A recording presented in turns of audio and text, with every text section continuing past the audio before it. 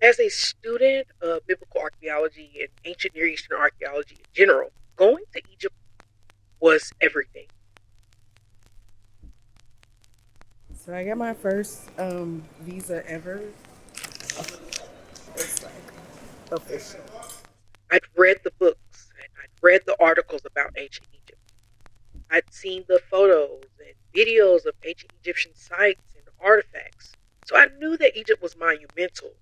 But in person, Egypt is monumentally monumental. And this monumentality is everywhere. Everywhere you turn, you are hit with the monumentality of it all. There's monumental ancient architecture, monumental ancient artifacts, and ancient culture. There's this monumentality of local culture. The food was monumental. The nature of the land itself is monumental. Seriously, Egypt is just so monumental.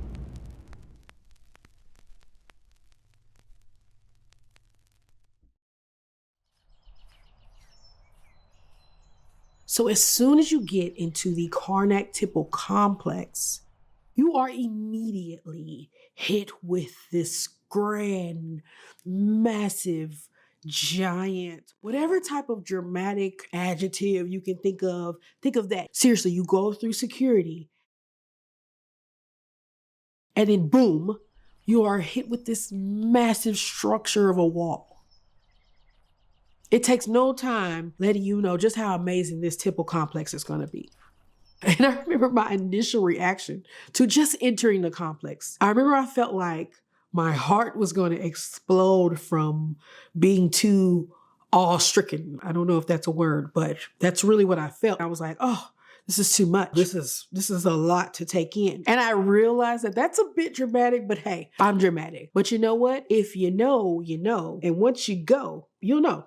And so as I'm officially entering into the temple complex itself, I passed through this long row of these ram-headed sphinxes, which are called cryosphinxes.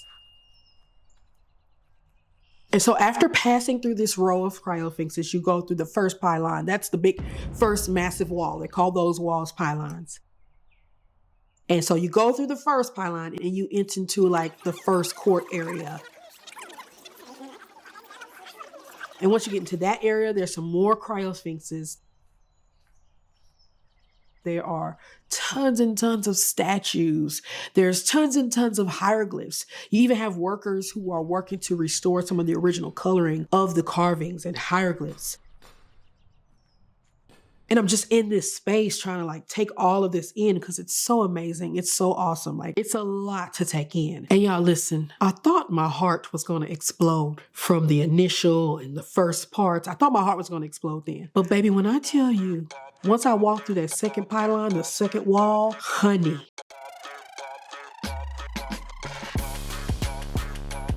my heart it was too much. It was so much. Why is this so amazing? Oh my God, it was awesome.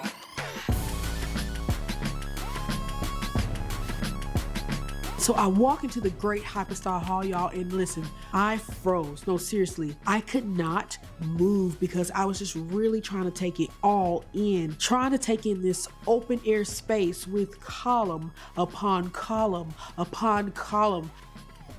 I mean, it's 134 columns if you need a number. 134 columns. And these columns are not small, y'all. They're massive. And let me tell you how massive. They're about 49 to 69 feet tall.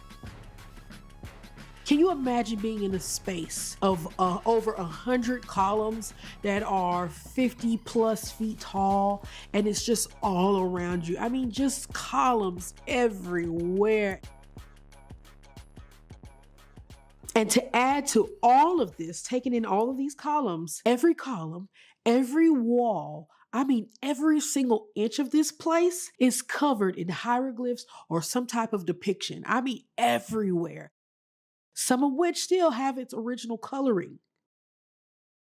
So that means that's coloring from thousands of years ago. It's just too much. It was just too much to take in. It was, oh.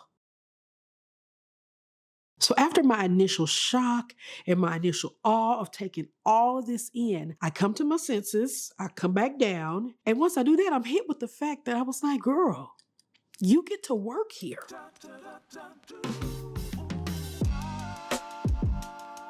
In the past, I've talked about how archaeologists do excavations, right? Well, at Karnak, we didn't do excavations. We did epigraphy.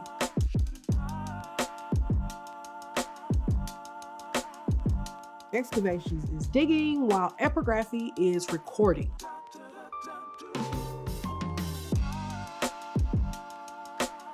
Epigraphy is all about recording inscriptions or engravings or epigraphs, be they on stones or pillars or walls or stelas, wherever they left their mark. Epigraphy is all about scientifically recording all of this. And while epigraphy is not digging, it is still a very important part of archaeological work. Let me tell you why. Ancient Egyptians were all about recording or depicting various parts of life or life activities or religion or religious activities, whatever. They were all about depicting this. But the pharaohs was real extra about doing it. I mean, seriously, they were so dramatic that they had to record and document and depict things on, 50-foot plus tall columns or giant walls or giant statues or giant stelas. Like, pharaohs was they were really dramatic. And I don't think we talk about how dramatic they were. But anyway, seriously, that's how we got the Karnak Temple Complex. One pharaoh was like, hey, I'm gonna make a temple to dedicate to the Egyptian god Amun. And also,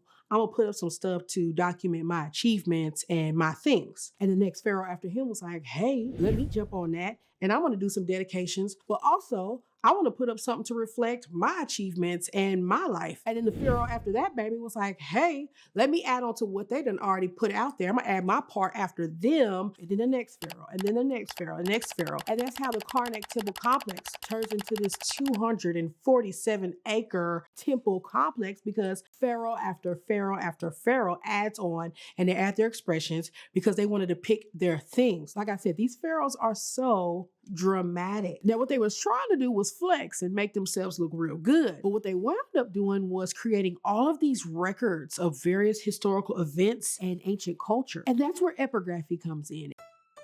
Epigraphy is all about scientifically recording all of this. And so all of this scientific recording of these walls and these artifacts, all of this is so that scientists in the future can have access to this information, and so the public can have access to this information as well. Now, we were doing our epigraphic work on a wall just outside the Great Hypostyle Hall. Technically speaking, we were working on the western wall of the Cour de la Cachette, which is French for the courtyard of the hiding place. Every morning we would walk over to the temple complex, we would walk over to our wall, and once we got there, we would record as much as we could from our wall for hours. Basically, we would work until it got too hot to record anymore, and baby, let me tell you, it got hot. And the actual epigraphic work, the recording, it was a whole process. We would break up into groups of 2, sometimes 3s. And then each team would work to make sure that they were recording everything on this wall as accurate and as precise as possible. We would even have teams come along and check the work of the previous team just to make sure that we were recording everything as accurately and as precise as possible. And baby, when I tell you we had to record everything precisely, whether it was hieroglyphs, faces, horses, legs, wheels, palimpsests. Oh my God, the palimpsests. If you know, you know. And because the wall was so huge and so tall, we even had to do a lot of our recording while standing or sitting on some scaffolding. Sometimes we had to use mirrors to reflect the sunlight onto the wall just right, just to make sure we were capturing all of the details. So we even use these fancy pencils So, and these fancy erasers, and like a fancy pencil sharpener. And this was my first time doing epigraphic work, so it was a little bit of a slow start for me. But by the end of our time, I really kind of got into a groove, and I really ended up enjoying doing epigraphic work. Don't worry about those. So Terry just said that we get to do glyphs. Tell the people. She gets to work on glyphs. And really, my getting into the rhythm and groove of doing epigraphic work was really helped by the fact that I was working with a really good group of people. You already know I love all my people from Lipscomb. So I was already working with them. It was also really cool working with scholars from the other schools. But what I really loved was working with the Egyptian workers there at the site too. Like, they were so kind and so helpful. Like, really, really cool dudes. Loved working with them. But listen, as hard as I worked, I played just as hard. And by play, I really mean completely nerding out at museums and libraries and bookstores and other ancient Egyptian sites. What you say?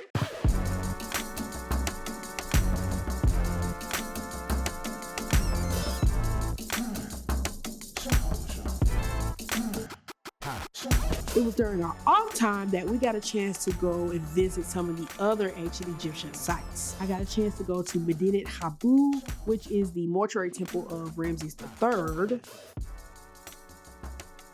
I got to go to the Valley of the Queens. Saw some amazingly painted tombs there.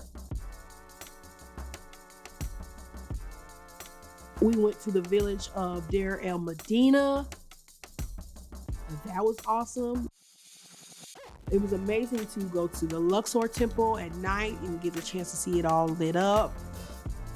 Super dramatic. Y'all know I love dramatic. Went to the Valley of the Kings and got to see the tomb of Seti I. And the tomb of King Tut. And yeah, I actually saw the mummy of King Tut. That baby was small. And speaking of mummies, when we went to the Luxor Museum, I got to see the mummy of Amos. And that was amazing. And I got a chance to see some of the artifacts that I'd only seen in books. Like, I got to see them live and in person.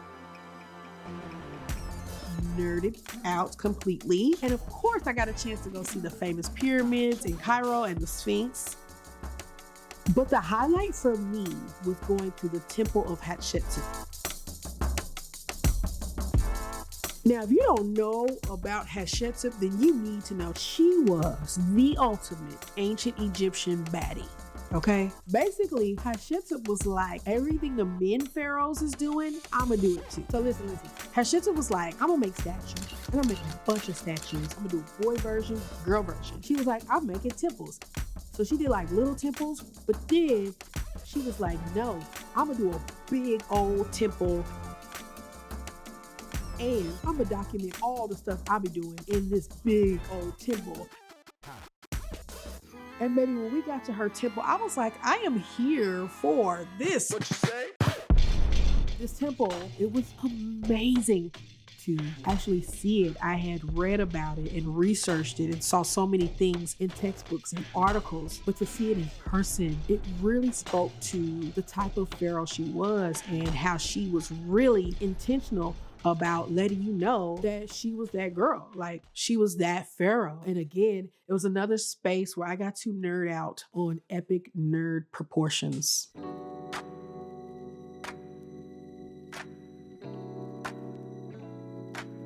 And let me tell y'all this. One of the cool things about being an archaeologist and working with other archaeologists in ancient Egypt is that sometimes we got access to areas within the site or sites that tourists wouldn't typically have access to. And baby, let me tell you something. You know, I love the VIP treatment, especially nerdy VIP. Nerd VIP is just a whole nother level of VIPing. I loved it. I'm here for it. It was awesome. Y'all, we rode a boat on the Nile River.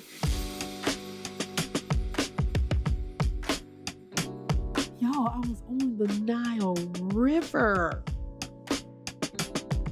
What? like almost singing I'm the Queen of the Nile, but I feel like that would have been just too extra. But also, I was on the Nile. We also got a chance to go to some amazing bookstores where we had the opportunity to purchase really inexpensive scholarly works. And if you don't know, scholarly books are really expensive. So to have a space where we can buy them for the cheap, that was amazing. We also went to the Chicago House Research Institute library. Baby, you would have thought we was kids in a candy store. We was scholars running all over the place looking at these books that we typically don't have access to. So that was amazing. Listen, all of the museums, all of the sites, all of the libraries, all of the bookstores, all of that for a nerdy girl like myself, it was really a dream come true. And especially when you get to nerd out with other nerds, it was all the things. It was amazing. And y'all, the food. The food. Oh, so good. I love the food. The food was so good. So for our communal breakfast, not only would they have these stacks of fresh pita bread, but we would also have fool, which are these Egyptian beans. We had this soft, creamy cheese that tasted like the best of butter and cheese combined. It was amazing. We would have pickled peppers. We would also have falafel. Now listen, I've had falafel before and I liked falafel, but baby, let me tell you something. That falafel in Egypt just hits differently. It was so good. I couldn't get enough of it. I even took some to go. I went and got a falafel sandwich to take onto the plane on my trip back because I didn't even want to eat the airplane food. I just wanted to eat these falafels. Now that was breakfast. But for our lunch, the family that we stayed with, they would cook lunch for us every day after we finished working. And baby, when I tell you, it was so good. And I wish I could tell you the names of some of the stuff we eating because I don't know none of the names. Like this thing right here. It was some type of cabbage goodness, but I don't know the name of it. But I do know that it tasted amazing. I know a couple of times she made kofta for us. She would make various chicken dishes. She made a dish called bird tongue soup for us. Not real bird tongues. More pita bread. They had these donut thingies, like they look like donut holes, but it tasted like if donut holes were a funnel cake. So good. I had to really make myself not overeat those. Like I said, I don't know the name of half of the stuff I was eating, but baby, I was eating. Everything was good. I also got a chance to try some other things. I kept getting this drink called a lemon mint drink or something like that.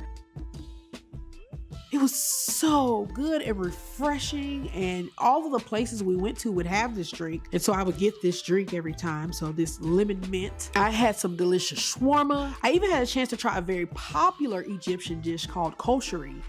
Kosheri is like this bowl of rice and lentils and macaroni and vermicelli and onion and some other stuff I don't know about. And you add the tomato sauce to it. And they even gave us some garlic sauce to add on top of all of that. And listen, I ain't gonna hold you. Once you add that garlic sauce to it, it really set it off. So good. So good. The moral of the story is that all of the food was amazing. I didn't eat a meal I didn't like. Honestly, I gained weight eating all the food I was eating over there. So it was pretty good. It was that good. Experiencing the local culture of everyday life in Egypt was really overwhelming and exciting. Seriously, it was such a colorful mosaic of experiences and authenticity, from navigating the bustling markets or souks to attempting to haggle with my very broken Arabic, to hearing the wail of open air calls to prayers, to the bustling constant movement of the streets, to the laughter of children playing in these streets and alleyways. I'm not gonna lie, it was real scary at first, but the more I experienced the culture, the more I appreciated and eventually just marveled at the simplicity and beauty of daily life. And I just found so much joy in the warmth of Egyptian hospitality. And by the end of it all, I just felt this wonderful connection to the local culture that I'll never forget.